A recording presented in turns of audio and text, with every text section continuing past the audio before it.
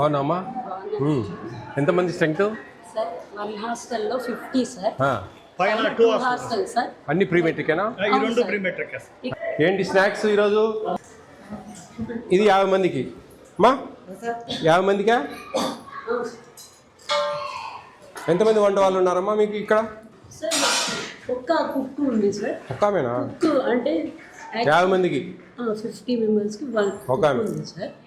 Watchman అదే వాళ్ళు వచ్చేస్తూ ఉంటారులే. ఈ బియ్యం ఎంఎల్ఎస్ పాయింట్ నుంచి వస్తాయి కదమ్మా? అవును సార్, అవును సార్. డబ్బులు ఏమైనా తీసుకుంటారు హమాలీలు? లేదులే, కొంచెం టీ డబ్బులు అని ఇట్లా.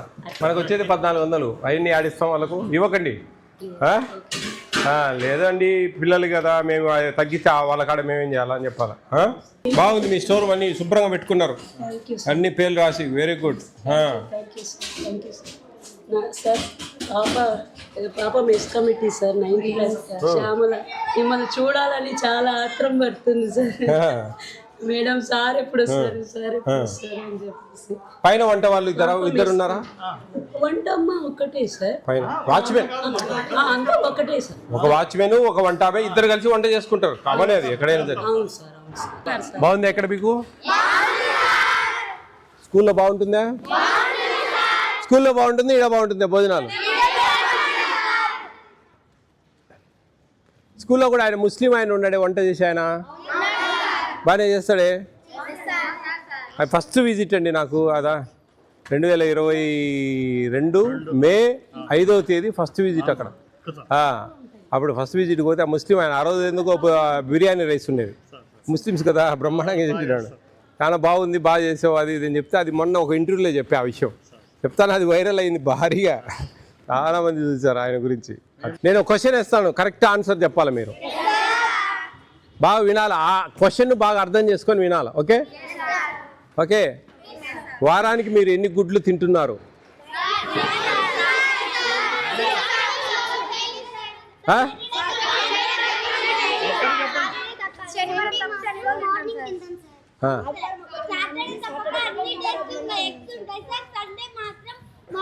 నేను అవన్నీ అడగలే.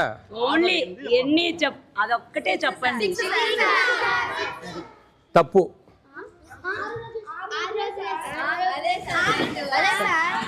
కూర్చోండి కూర్చోండి, బాగా వినాలా.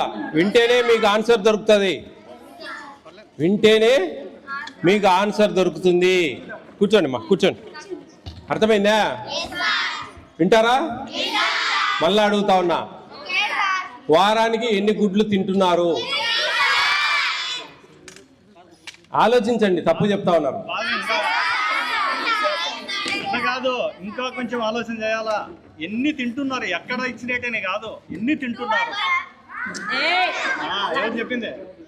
12 కరెక్టే, కొంచెం తప్పు, కొంచెం తప్పు, కరెక్టే. ఇంకా ఆలోచించండి మళ్ళా.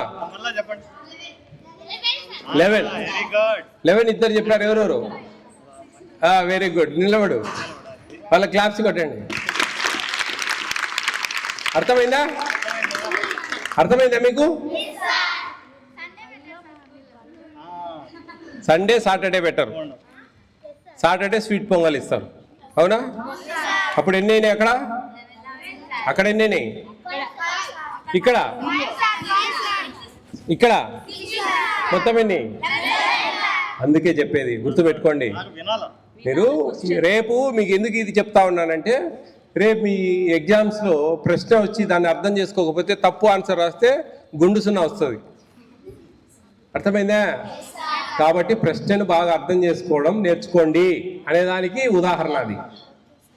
ఓకేనా? ప్రశ్నను బాగా అర్థం చేసుకుంటే సమాధానం దొరుకుతుంది. ఎవరైనా సరే మాట్లాడేటప్పుడు బాగా స్పష్టంగా వినాలి. లెసన్ చెప్పేటప్పుడు స్పష్టంగా వినాలి. మీ వార్డెన్ మేడం ఏదైనా మీకు చెప్పేటప్పుడు స్పష్టంగా వినాలి. మీ తల్లిదండ్రులు మంచి మాటలు చెప్పేటప్పుడు స్పష్టంగా వినాలి. స్పష్టంగా వినకుండా ఆడయాన్నో బాడీ ప్రజెంట్ మైండ్ ఆబ్సెంట్ అట్లా పెట్టుకొని, అదుడు ఆ పాప వస్తా అంటే ఆ పాప చూస్తూ ఉంది. ఈయన నేను చెప్పింది ఎంత పోయింది, గోవిందా గోవిందా. అట్లా కాకుండా కాన్సన్ట్రేట్ చేయాలి. ఎవరు వచ్చినా అట్లా వాళ్ళని చూడటము, వాళ్ళు బుక్కులు తెస్తే చూడటము, ఒకరు కవర్ తెస్తే చూడటము, అది కాదు. ఇప్పుడు మన క్లాస్ రూమ్లో క్లాస్ జరుగుతూ ఉంటుంది, ఆ కిటికీలలో ఎవరో అటు తిరుగుతారు, లేకపోతే కోతి తిరుగుతుంది, దాన్ని చూడడము, ఇది పోయింది. చదువు అట్టకెక్కినట్లయితుంది.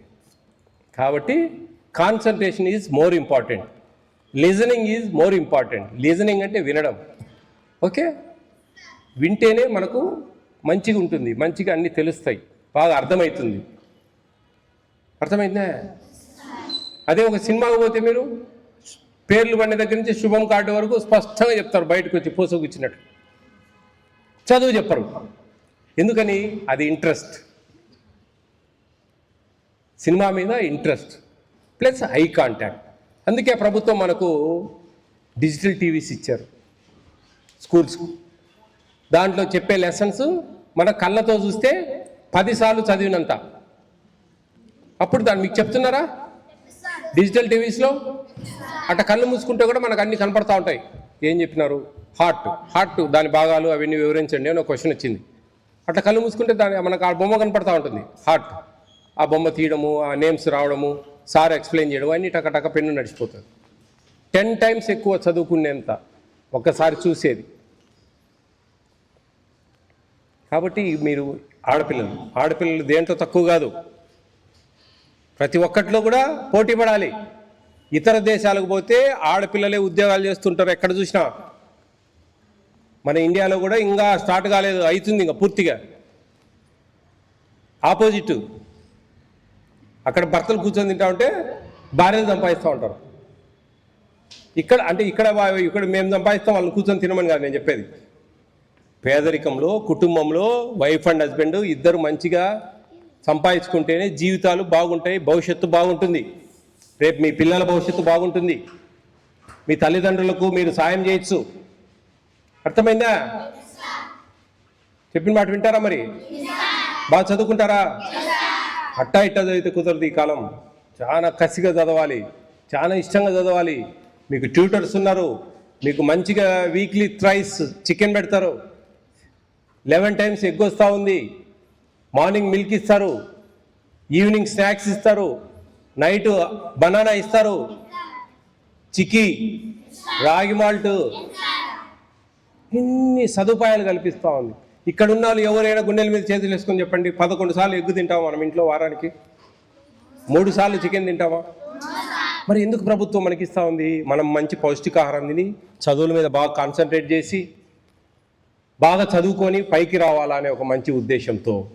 ఆ ఉద్దేశాన్ని, ఆ సమయాన్ని మీరు ఇప్పుడు జాగ్రత్తగా వాడుకోవాలి. ఊరికి ఎవరాలు ఆడము, చిట్చాటు, టైంపాసు, కథలు చెప్పుకోవడము, ఇట్లా టైం వేస్ట్ చేయకండి. మీకు దొరికింది మంచి టైం. ఎప్పుడో మీరు మహా అంటే రోజు మార్చి రోజు అట్లా బట్టలేని ఉతుక్కుంటారు, అంతే కదా. వేరే పనేం లేదు కదా, వేరే పనేం ఉండదు కదా, చదువుకునేది పని. ఆడుకుంటారు కొద్దిసేపు, మంచిగా చదువుకోవాలా, మంచిగా ఇష్టంగా చదువుకోవాలి. ప్రభుత్వం ఇంత పెద్ద బిల్డింగ్స్ కట్టి చూడండి, మీకోసం వార్డెనమ్మ ఇక్కడ వెయిట్ చేస్తూ ఉంటుంది. పిల్లలు ఎప్పుడు వస్తారో వాళ్ళకి మంచి స్నాక్ చేసి పెట్టాలా, పొద్దున్నే వచ్చి మంచి టిఫిన్ చేపించి పెట్టాలా, రుచికరంగా ఉండాలా, సాయంత్రం మంచిగా భోజనం పెట్టాలా, 2 కర్రీస్తో భోజనం పెట్టాలా అని ఇవన్నీ కూడా మీకోసం చేస్తూ ఉన్నారు. మీరు హ్యాపీగా ఉండాలని, మీరు మంచిగా చదువుకోవాలని. ఎన్నో ఇబ్బందులు ఉంటాయి, ఎన్నో కష్టాలు ఉంటాయి. ఒకసారి 5 నెలల బిల్స్ ఆగిపోయాయి. మీ 5 నెలల బిల్స్ అంటే ఆ షాపోడు అప్పిస్తాడా? 1 నెల ఇస్తాడు, మ్యాక్సిమం అంటే ఇంకో 2 నెలలు ఇస్తాడు. 3వ నెలల నుంచి లేదు మేడం వడ్డీ వేస్తూ ఉంటాడు. అప్పుడు ఇబ్బంది. మీకు వచ్చేది 46 రూపాయల 67 పైసలు రోజుకు. దాన్నే వాడాలి జాగ్రత్తగా. దాన్ని 3 సార్లు చికెన్ పెట్టాలి వారానికి, 6 సార్లు ఎగ్ ఇవ్వాలి, మంచిగా భోజనాలు ఇవ్వాలి, స్నాక్స్ ఇవ్వాలి, మిల్క్ ఇవ్వాలి, ఫ్రూట్ ఇవ్వాలి, ఇవన్నీ ఇవ్వాలి. అవన్నీ దాంట్లో డబ్బుల్లో జాగ్రత్త చేసుకొని మీకు ఖర్చు పెట్టాలి. ఆడేమైనా మిగిలేదు అంటే ఏం మిగలదు. 5 నెలలు 6 నెలలు బిల్లు రాకపోతే ఎన్నో ఇబ్బందులు ఉంటాయి వాళ్ళకు. అన్ని ఇబ్బందులు పడినా కానీ మీకు సవ్యంగా అన్నీ సమకూరుస్తారు. ఎందుకంటే మా పిల్లలు, మా బంగారు తల్లులు బాగా చదువుకోవాలా, బాగుండాలి వాళ్ళ భవిష్యత్తు అని ఒక మంచి దృక్పథంతో. ఓకేనా?